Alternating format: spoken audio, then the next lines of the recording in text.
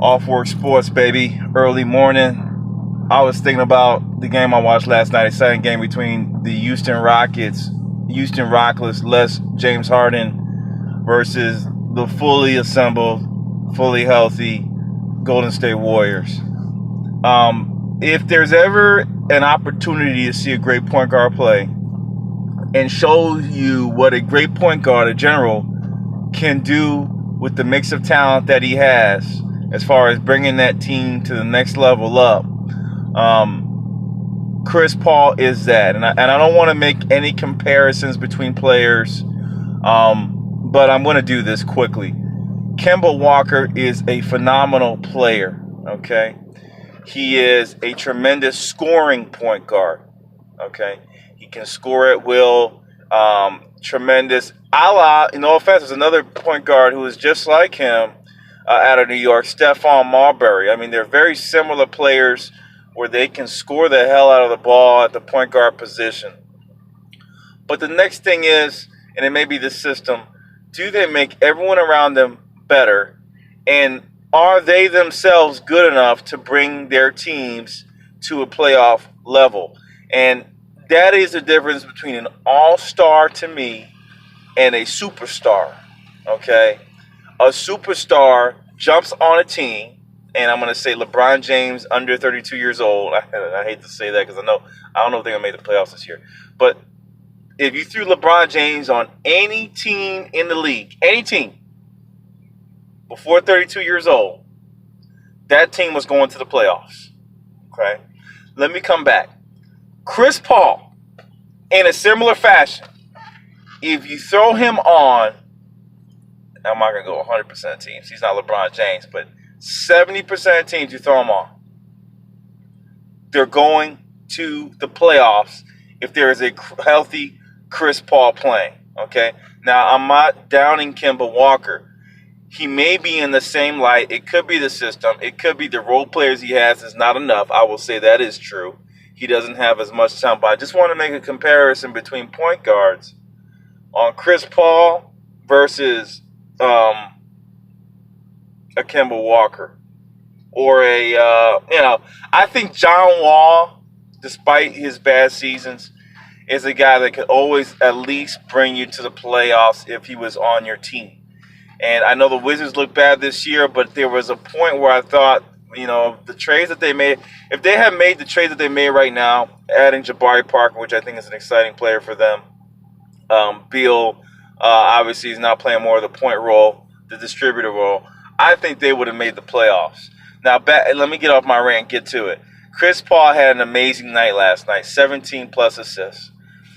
He involved everybody. There was ball movement. So this is what you get when there's not a one guy hogging the ball. Now, is there something wrong with Harden hogging the ball? No. I think they can integrate 20 to 25 plays with him hogging the ball and still do what they did last night. How do you get all those things in one? That is the question mark, okay, for this team. So now we look at it and we say, okay, Chris Paul just beat the Golden State Warriors. But there was other parts of this game that made me say, why doesn't D'Antoni play these guys more? Nene Hilaria. Why does he not include Nene and Clint Capella in a full rotation every night?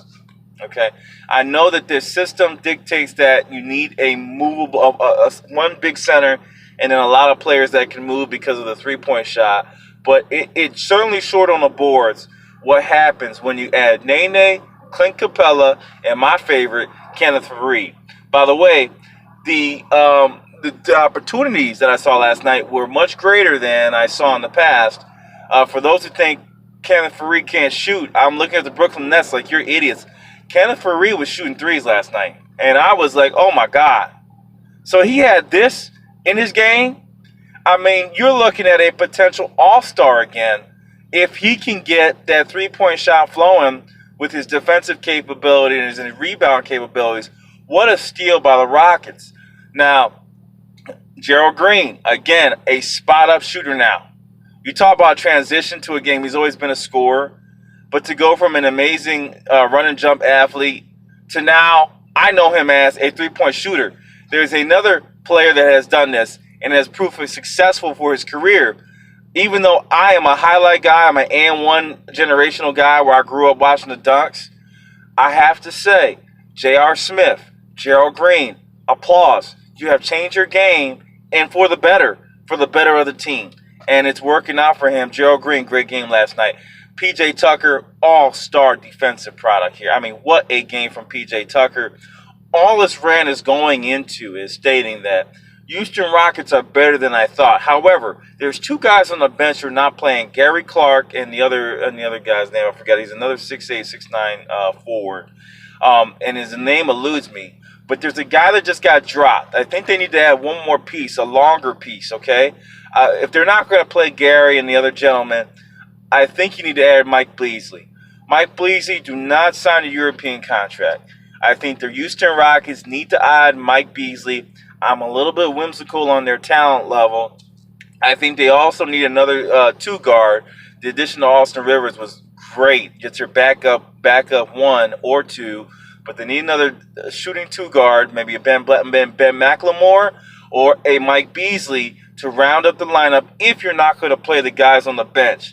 I am disappointed that they left Marquise Chris hanging. From what I'm seeing in Cleveland, they should have utilized him more. I want them to keep Marquise Chris, and at that point I would have said they are totally locked and loaded.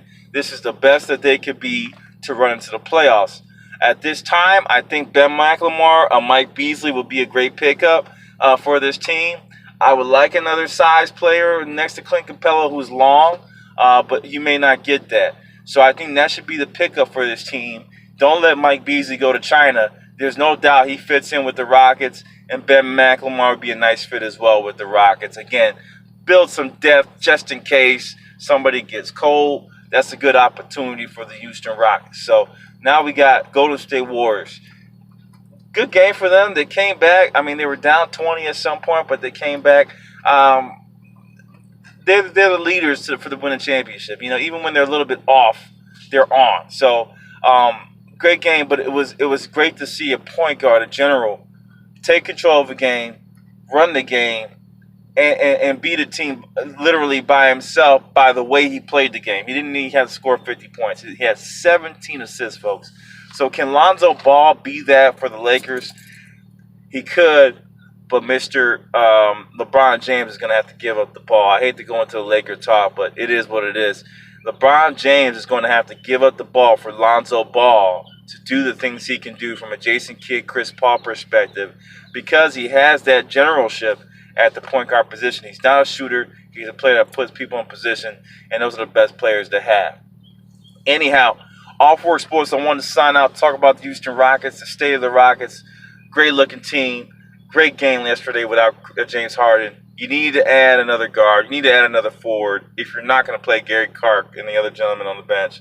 And then also, I think they could do with another big, long guy. I don't know who they can get from the G League. Maybe a Chris Walker, one of those guys. He doesn't have to play. He could be the 16th man right on the practice team. But get somebody ready just in case for some size and depth to help out Clint Capella.